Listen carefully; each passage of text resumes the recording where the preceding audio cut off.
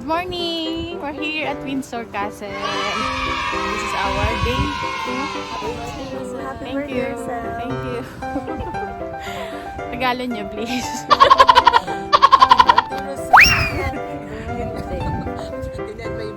kami yung ng matira matibay. We are survivor!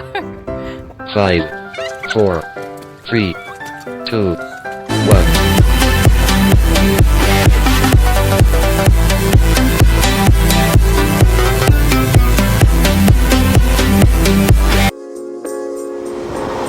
Hi everyone, welcome back to my channel.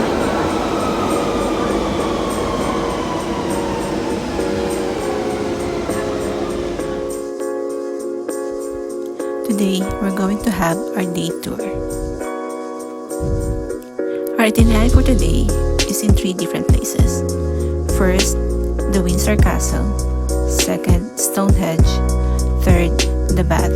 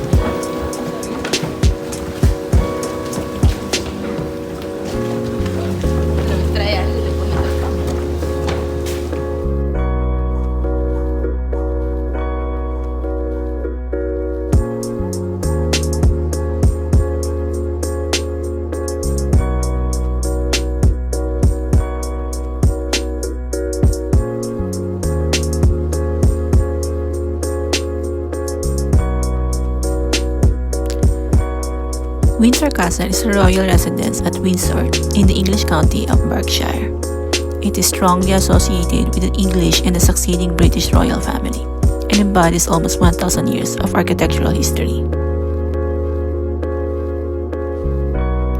The original castle was built in the 11th century after the Norman invasion of England by William the Conqueror. Since the time of Henry I, it has been used by the reigning monarch and is the longest occupied palace in Europe.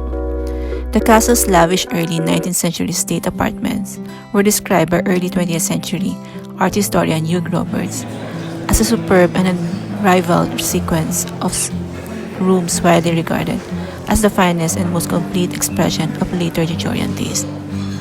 Inside the castle walls is the 15th century St. George's Chapel, considered by the historian John Martin Robinson to be one of the supreme achievements of English Perpendicular Gothic design.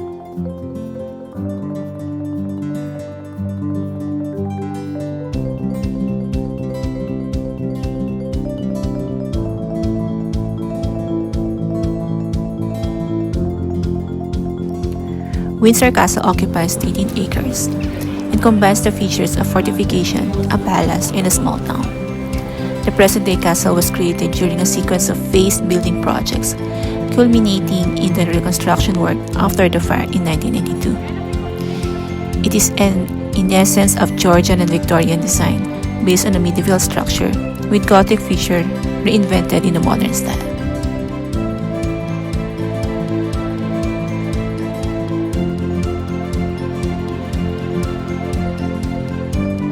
Windsor Castle, part of the occupied Royal Palaces estate, is owned by Queen Elizabeth II in right of the crown, and day-to-day management is by the royal household. In terms of population, Windsor Castle is the largest inhabited castle in the world and the longest occupied palace in Europe, but it also remains a functioning royal home. As of 2006, around 500 people were living and working in the castle.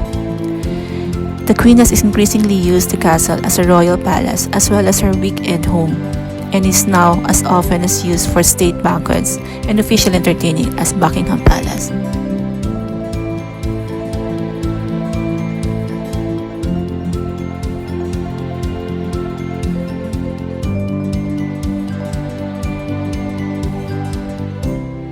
We're on our way to Stonehenge.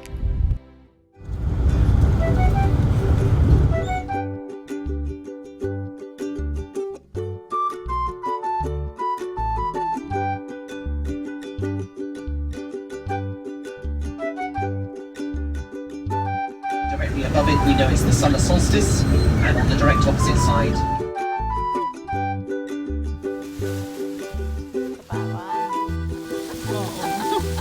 Yan na yun.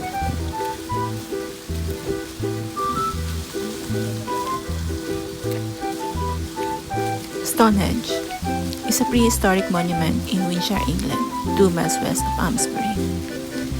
It consists of a ring of standing stone each around 13 feet high, 7 feet wide, and weighing around 25 tons.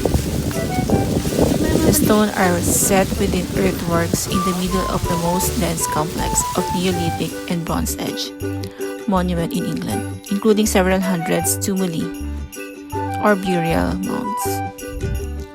Archaeologists believe it was constructed from 3000 BC to 2000 BC.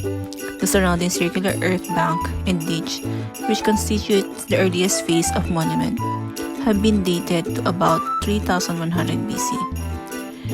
Radiocarbon dating suggests that the first blue stone were raised between 2400 to 2200 BC, although they may have been at the site as early as 3000 BC. One of the most famous landmarks in the United Kingdom, Stonehenge is regarded as British cultural icon.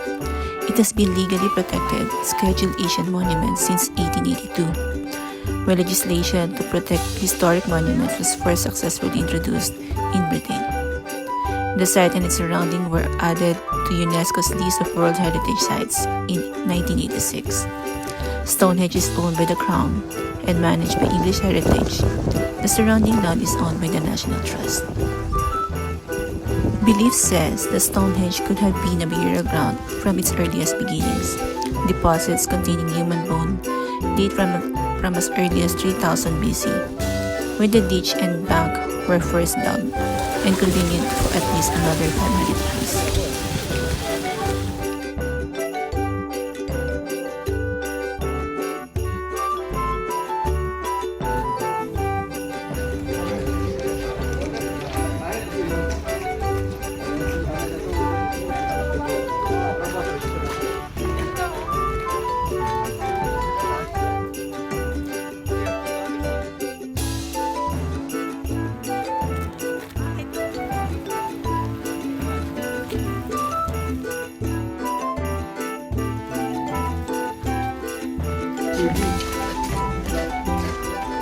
Tapos meron pa silang ano.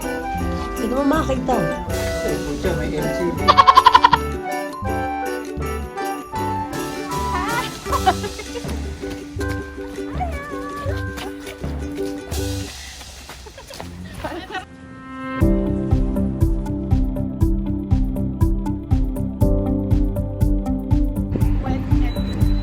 We're done with our Stonehenge activity. We're wet and we're going back. Ganun daw. Ganyan. Itapak pa daw. So, ayun. Yun ang trivia. Ganyan.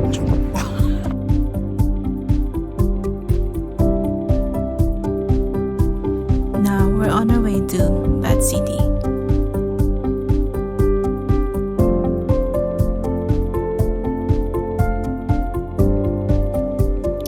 Bath is the largest city in the county of Somerset, England, known for and named after its Roman-built baths. In 2011, the population was 88,859. Bath is the valley of the River Avon, 97 miles west of London and 11 miles southeast of Bristol. The city became a World Heritage Site in 1987. Ay, yung old street. Si Molly Malone. Si Molly Malone. The city became a spa with the Latin name Aqua Solis in 60 AD, when the Roman built baths and a temple in the valley of the River Avon, although hot springs were known even before then. Bath Abbey was founded in the 7th century and became a religious center. The building was rebuilt in 12th and 16th centuries. In the 17th century, claims was made for the curative properties of water from the spring, and Bath became popular as a spa town in the Georgian era. Georgian architecture crafted from Bath stone includes the Royal Crescent Circus, Pomp Room, and Assembly Rooms, where W. Nash presided over the city's social life from 1705 until his death in 1971. Many of the streets and squares were laid out by John Wood the Elder. In the 18th century, the city became the fashionable and population grew. John also lived in Bath in early 19th century. Further building was undertaken in the 19th century and following the Bath Blitz in World War II. Bath became part of the county of Avon in 1974 and following Avon's abolition in 1996 has been the principal center of Bath and Northeast Somerset.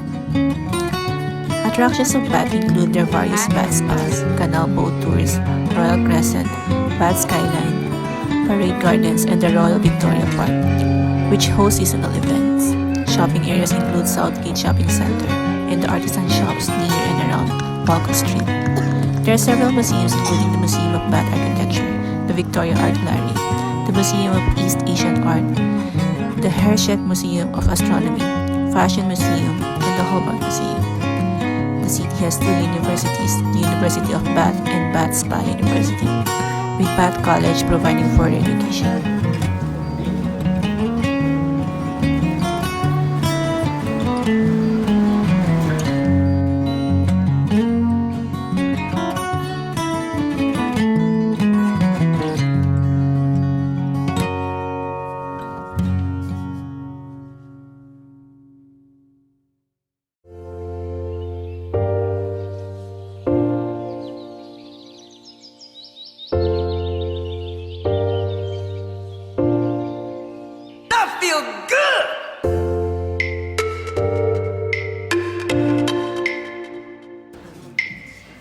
Share na lang tayo.